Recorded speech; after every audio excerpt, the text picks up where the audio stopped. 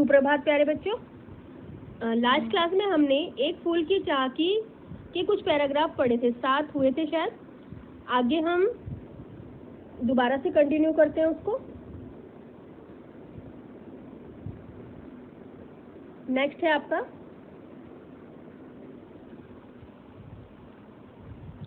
भक्त वृंद मृदु मधुर कंठ से गाते थे सब भक्ति मुदमय, पतित तारणी पाप हारणी माता तेरी जय जय जय। पतित तारणी तेरी जय जय मेरे मुख से भी निकला, बिना बड़े ही मैं आगे को जाने किस बल से टिकला। भक्तों के झुंड मधुर वाणी में एक सुर में देवी माँ की स्तुति कर रहे थे। सभी देवी माँ के भजन गा रहे थे। तो सुखिया के पिता के मुंह से भी देवी माँ की स्तुति निकल गई। वो भी भक्तजनों के साथ गाने लगा।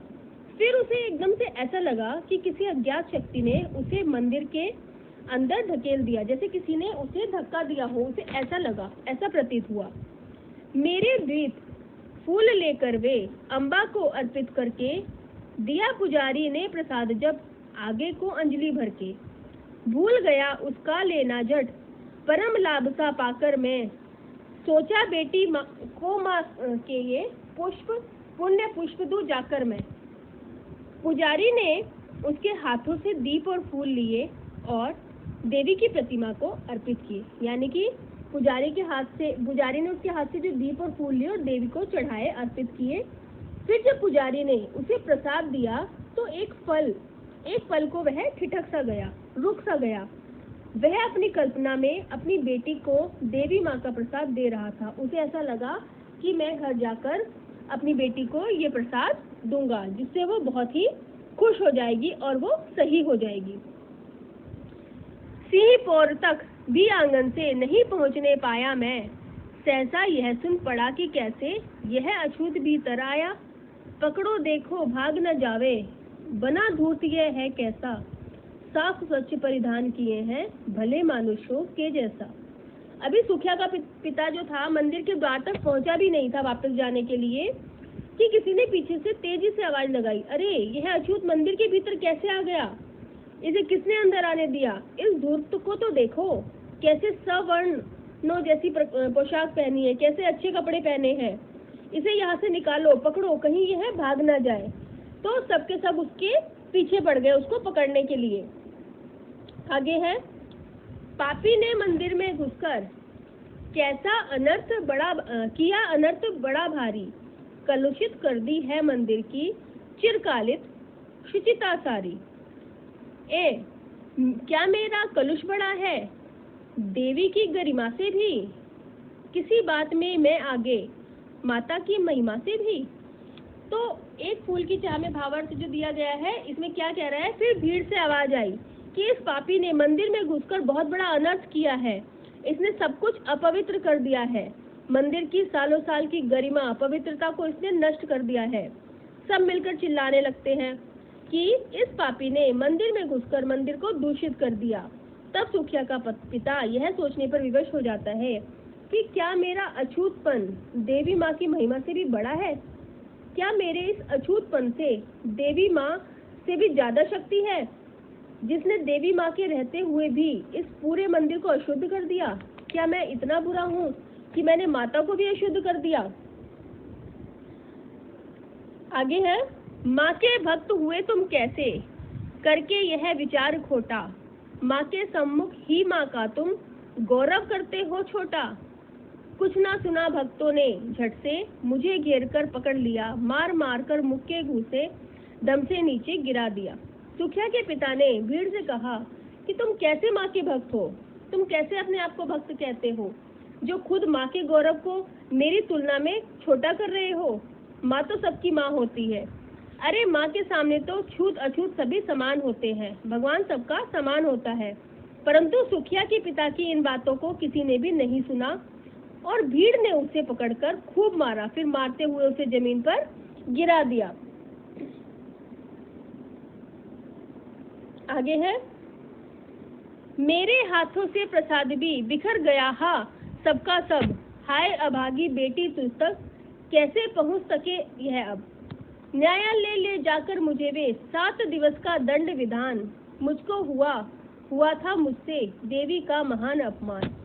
भीड़ ने इस तरह सुखिया के पिता को पकड़ के मारने के कारण उसके हाथों से जो प्रसाद पुजारी ने उसको दिया था वो सारा का सारा जमीन पर बिखर गया, जिसमें देवी माँ के चरणों में चढ़ा हुआ फूल भी था जो उसकी बेटी चाहती थी।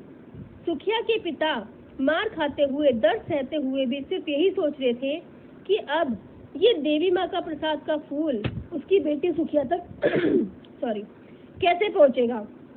भीड़ उसे पकड़कर न्यायालय ले आई, जहां पर उसे देवी माँ के अपमान जैसे भीषण अपराध के लिए 7 दिन कारावास का दंड दे दिया गया।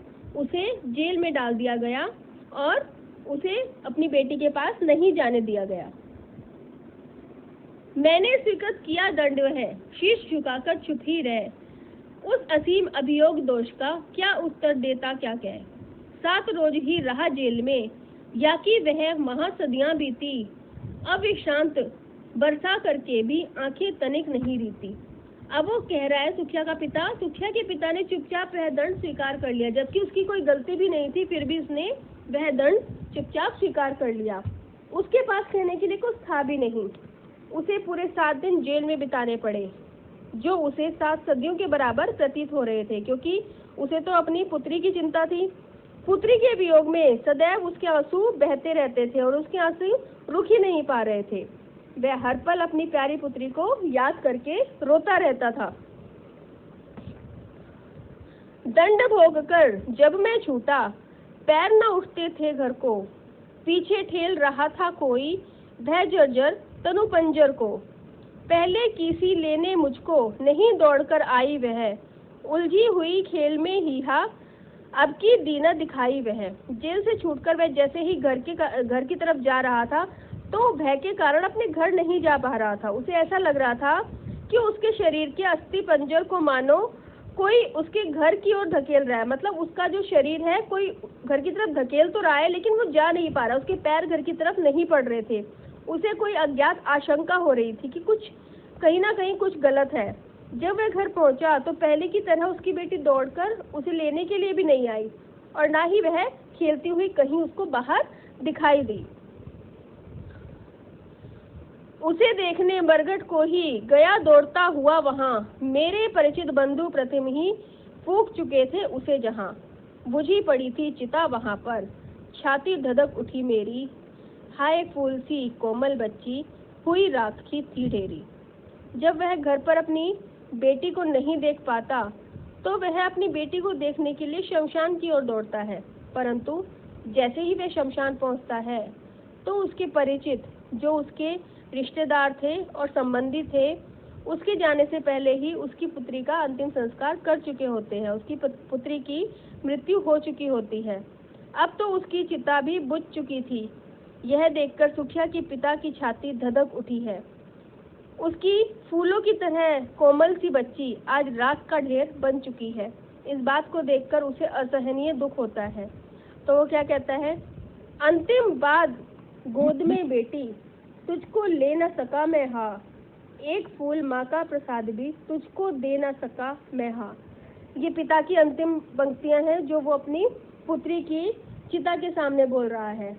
अंत में सुखिया के पिता मन में बस यही मलाल शेष बचता है। उसे बस यही रहता है उसके मन में कि वह अपनी पुत्री को अंतिम बार गोद में भी नहीं ले पाया और उसकी आखिरी इच्छा को भी वह पूरी नहीं कर पाया। वह अपने आप को इतना अभागा मानता है, इतना अभागा पिता मानता है कि अपनी बेटी की अंतिम इच्छा के रूप में माँ का प्रसाद का एक फूल भी उसे लाकर नहीं दे पाया। तो वह दुख से पीड़ित है और अपनी पुत्री के चिता के सामने खड़ा है और ये सब सोच रहा है। इस पूरी कविता में अछूत जो लोगों ने अछूत छुआछूत की जो भेदभाव बनाया है उसका बड़ा ही मार्मिक व्याख्या की है। तो बेटा इसको आप लोग कंप्लीट कर लेंगे। कल हम नेक्स्ट क्लास में इसके प्रश्न उत्तर डिस्कस करेंगे। तो कल बेटा शाम को 3 बजे तक आप इसको सबमिट कर देना। Okay, thank you.